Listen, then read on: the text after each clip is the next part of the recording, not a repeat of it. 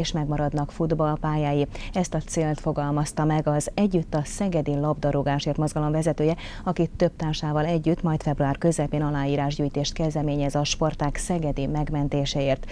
A tréning stábja edzőket, ifjú focistákat, valamint sportvezetőket kérdezett az ügy hátteréről.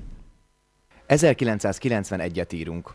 Sallai, a Szeged SC játékosa a Volán ellen lő gólt az akkori NB1 alsóházi rangadóján a Felső-Tiszaparti stadionban.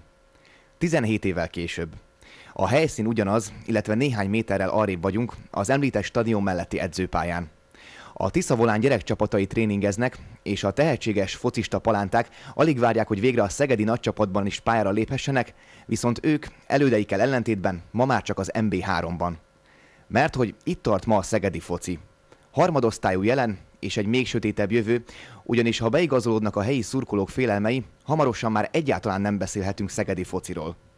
De hogy ez ne történhessen meg, a szegedi labdarúgás hívei egy aláírásgyűjtést kezdeményeztek, amelyen remélik, sikerül megóvni szeretett sportágukat, és fel tudják hívni a figyelmet a klub sanyarú helyzetére. Decemberben városunk közgyűlése olyan beruházásokat fogadott el határozataiban, amelyik a labdarúgó pályák rovására történik, és a labdarúgó sportágat a városba teljesen ellehetetleníti.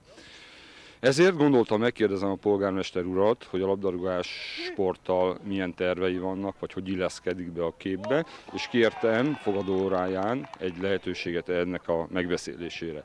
A januári fogadóórát szabadságolás miatt elhalasztották, és február 6-ára kaptam időpontot, amit a későbbiekben egy rádiótelefonomra jött információval február 20-ára módosítottak.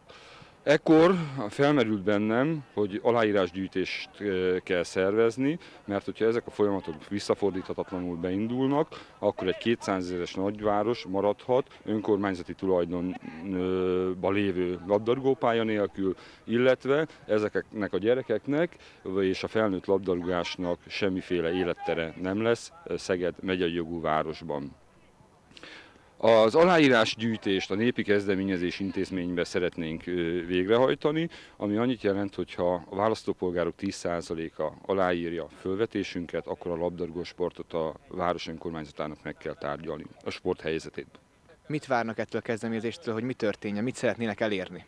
Szeretnénk azt, hogyha egyáltalán a városunk vezetése szóba állna a labdarúgósport művelőivel és szurkolóival, és minimális céljaink vannak. Szeretnénk, hogyha egy olyan létesítmény megmaradna a városba, amin nyilván magántőkével valamikor a labdarúgósport a városhoz megfelelő színvonalra tud emelkedni.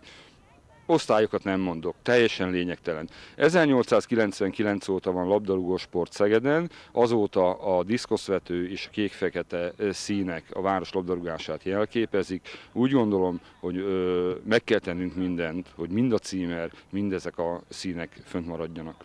A szegedi labdarúgás jelene valóban elkeserítő. Arról már esett szó, hogy a felnőtt csapat csupán a harmadosztályban tengődik, de emellett más problémákkal is meg kell küzdeni nap mint nap. Egy időpontban legalább 50-60 gyerek edz ezen a pályán. Mivel a mellettünk levő füves pályát egyelőre nem lehet használni, állítólag felújítják, vagy karbantartás miatt, úgyhogy ide vagyunk kényszerítve, mondom legalább 60-an, és 3-4 korosztály egy időpontban. Hogy tudják egyelőre megoldani az edzéseket? Hát ezek szakmai kérdések, sok mindent meg lehet oldani kis területen, kis játékokkal, forgatva a csapatokat, vagy tényleg kis játékokkal, de ugye mivel a csapatok nagy többsége nagy pályán játszik, ezért sokszor gondot okoz ennek a nagypályás játékrendszereknek a kialakítása, gyakorlása. Mennyire segíthet az az aláírásgyűjtés, ami most elkezdődött a szegedi labdarúgás megmentéséért? Én nagyon bízom benne, hogy széles rétegeket meg tudunk ezzel mozgatni, és abban is bízom, hogy a városvezetők végre felkapják a fejüket, és egy ilyen délután 3 és 6 között egyszer valaki kilátogat erre a pályára, és saját szemével meggyőződik arról, hogy tényleg az van, amit mondunk, nem csak kitaláljuk.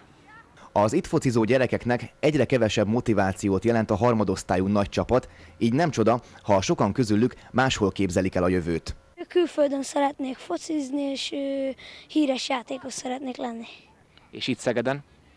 Itt Szegeden ugyanígy folytatni a pályafutásomat, és 14 éves koromtól el szeretnék innen igazolni.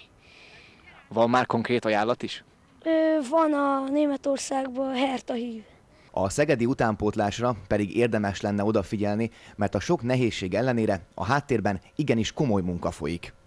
Hát ez ugye a Tiszaolán SC, labdarúgó szakosztálya, Tiszaolán focisuli, amelynek jelen pillanatban 13 korosztályban 300-nál több sportolója van, 15 edzője, kapusedzővel, mozgáskoordinációs edzővel, képzett edzőkkel, 8 edző UEFA A-licenszes diplomával rendelkezik, egy pro-licenszessel, 6-an pedig B-licenszessel, ez úgy gondolom páratlan az országban, és ami a csapatainkat érinti, nagyon bíztató korosztályaink vannak, amelyek hosszú távon megoldást jelenthetnének a szegedi futball mostaninál jobb helyzetbe kerüléséhez.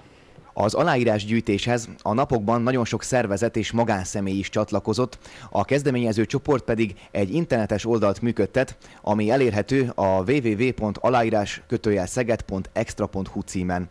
Ide folyamatosan felkerülnek a legfontosabb aktualitások, és számos háttérinformáció hozzáférhető, amelyből egyértelműen kiderül, nem alaptalan a helyi focibarátok félelme. Ezzel az akcióval talán a jóslatok sosem válnak valóra, és ezeknek a fiataloknak lesz lehetőségük a szegedi színekért focizni. Szerencsére nincs ilyen nehéz helyzetben Szegeden a következő sportág, amelyről beszélgetünk vendégeimmel. Vízilabda a témánk. Varga Árpádot és Miklós Dórát köszöntetem.